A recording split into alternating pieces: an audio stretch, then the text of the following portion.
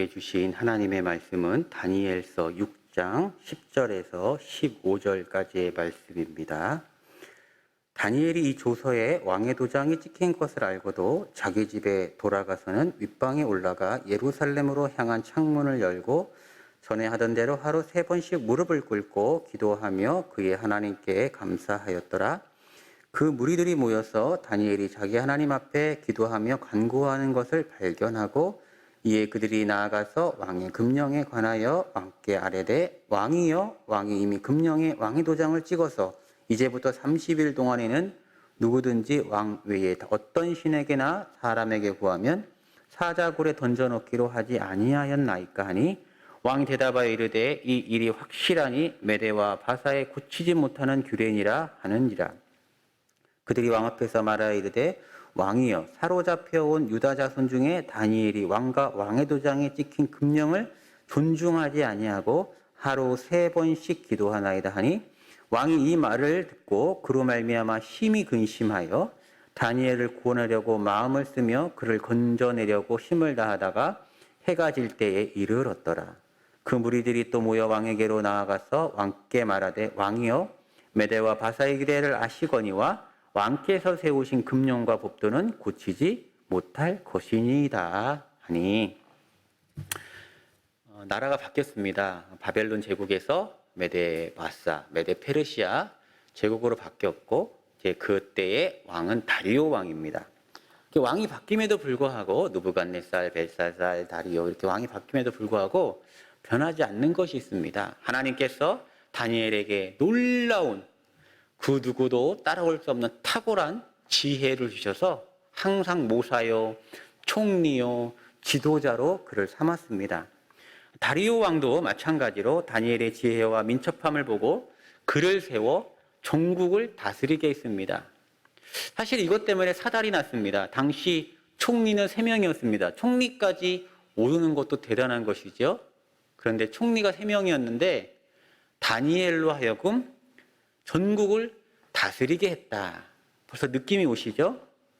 그러니 나머지 총리 2명과 고관들이 다니엘을 시기하게 됩니다. 어떻게 하면 다니엘의 흠을 뽑아낼까? 다니엘의 흠을 드러낼까? 근데 아무리 살펴봐도 흠이 없는 것입니다. 그만큼 신실하게 국정에서 일했던 것이죠. 그런데 방법이 하나 떠올랐습니다. 다니엘이 절대 하지 않을 행동을 금령으로 내리는 것입니다. 다니엘은 하나님만을 온전히 섬기는 사람이죠. 하나님에게만 절하고 하나님에게만 구하고 하나님에게만 간구합니다. 그러니 그것을 못하게 하면 되겠다. 그리고 그것이 흠이 되면 되겠다 한 것이죠. 6장 7절 말씀입니다. 나라의 모든 총리와 지사와 총독과 법관과 관원이 의논하고 왕에게 한 법률을 세우며 한 금령을 정하실 것을 구하나이다. 왕이여, 그것은 곧 이제부터 30일 동안에 누구든지 왕 위에 어떤 신에게나 사람에게 무엇을 구하면 사자굴에 던져놓기로 한 것이니이다. 앞으로 30일 동안 왕에게만 구해야지 신이나 사람에게 어떤 것을 간구하면은 사자굴에 넣기로 합시다. 그 이야기를 듣고 다리오가 그렇게 허락했습니다. 아마 우쭐해서 그랬겠죠. 이 금령은 시행됐습니다. 당연히 다니엘도 이 금령이 시행된 것을 알았죠. 그리고 어길 시에는 사자굴에 들어가 죽음을 당할 수도 있다는 것도 알았습니다. 그런데 다니엘은 늘 하던 대로 하나님께 구하는 기도를 올립니다. 이것은 30일 동안 왕외에 어떤 신에게나 사람에게 무엇을 구하지 말라고 하는 금령을 정면으로 어기는 것이지요. 10절 말씀입니다. 다니엘이 이 조서에 왕의 도장이 찍힌 것을 알고도 자기 집에 돌아가서는 윗방에 올라가 예루살렘으로 향한 창문을 열고 전에 하던 대로 하루 3번씩 무릎을 꿇고 기도하며 그의 하나님께 감사하였더라. 다니엘은 어떤 기도 드렸습니까? 창문을 열고 무릎을 꿇고 감사하며 기도드렸다는 거예요. 여러분, 창문을 닫고 기도하면 안 됩니까? 하나님, 지금 시기가 이러니까 이해 좀 해주세요 하고서 창문을 닫고 기도도 할 수 있잖아요. 몰래 기도할 수 있잖아요. 기도 안 한 척 할 수도 있잖아요. 그렇지 않았다는 거예요. 창문을 활짝 열고 기도했다는 것입니다. 이것은 무슨 말입니까? 능력의 하나님께 전적인 신뢰를 보낸다는 거예요. 자기의 정체성을 확실히 드러낸다는 것입니다. 믿음의 행동이죠. 또 무릎을 꿇었다. 이거 뭡니까? 최대한 하나님께 자세를 낮추는 거죠. 겸손한 자세입니다. 언제 무릎을 꿇습니까? 절박할 때. 언제 무릎을 꿇습니까? 간절히 기도할 때.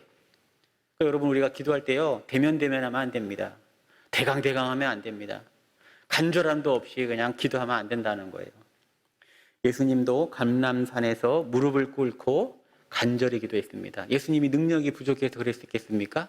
아니라는 거예요. 근데 누가복음 22장 41절 말씀에 보니까 그들을 떠나 돌 던질 만큼 가서 무릎을 꿇고 기도하여 이르시되 아버지여, 만일 아버지의 뜻이거든 이 잔을 내게서 옮기시옵소서. 그러나 내 원대로 마시옵고 아버지의 원대로 되기를 원하나이다 하시니 천사가 하늘로부터 예수께 나타나 힘을 더하더라. 능력에 전혀 부족함 없는 예수님도 무릎 꿇고 간절하게, 겸손하게, 진지하게 기도했다는 거예요. 그때 어떤 일이 일어났느냐? 천사가 나타나 예수님에게 힘을 더하였다. 여러분, 어떤 기도 하나님 하십니까? 이렇게 간절한 기도, 겸손한 기도, 진지한 기도에 응답하신다는 거예요. 다니엘의 기도가 그랬다는 것입니다. 다니엘을 시기하던 무리들이 다니엘의 기도를 듣고 왕께 참소합니다. 우리가 왕의 도장을 찍어 이런 금령을 내렸는데 다니엘이 어겼다. 다리오 왕은 다니엘을 아꼈던 사람입니다. 그러나 왕의 도장이 찍힌 명령이기 때문에 그것을 어길 수 없죠. 그것을 만약에 어기면 나라의 질서가 엉망이 되죠. 너무나 괴로워합니다. 다니엘을 사자굴에 넣으라 허락합니다. 그리고 잠자기를 마다했다 기록될 만큼 괴로워합니다. 이튿날 새벽 왕이 사자굴로 가서 다니엘을 부릅니다. 그런데 다니엘은 살아있었고 놀라운 신앙 고백을 합니다. 22절 말씀입니다. 나의 하나님이 이미 그의 천사를 보내어 사자들의 입을 봉하셨으므로 사자들이 나를 상해하지 못하였사오니 이는 나의 무죄함이 그 앞에 명백하오며 또 왕이여 나의 왕에게도 해를 끼치지 아니하였나이다 하니라. 뭐라고 기록합니까? 하나님이 나를 구워주셨다는 거예요. 그리고 다리오 왕도 하나님께 영광을 올리는 고백을 합니다. 27절, 6장 27절. 그는 구원도 하시며 건져내시기도 하시며 하늘에서든지 땅에서든지 이적과 기사를 행하시는 이로써 다니엘을 구원하여 사자의 입에서 벗어나게 하셨음이라 하였더라. 여러분, 우리가 왜 날마다 기도해야 하는 걸까요? 다리오 왕의 찬양의 영광에 답이 있습니다. 왜냐하면 하나님은 우리를 사자의 입에서 구원하실 권능의 하나님이기 때문입니다. 능력의 하나님이기 때문입니다. 믿는다 하여 손해를 보더라도 창문을 여시고 기도하시기 바랍니다. 성도임을 숨기지 말라는 거예요. 여러분, 일부이지만은 성도임 숨기는 거예요. 주변 사람이 예수님 믿는 거를 몰라요. 밥을 먹을 때도 식기도 한 번 안 합니다.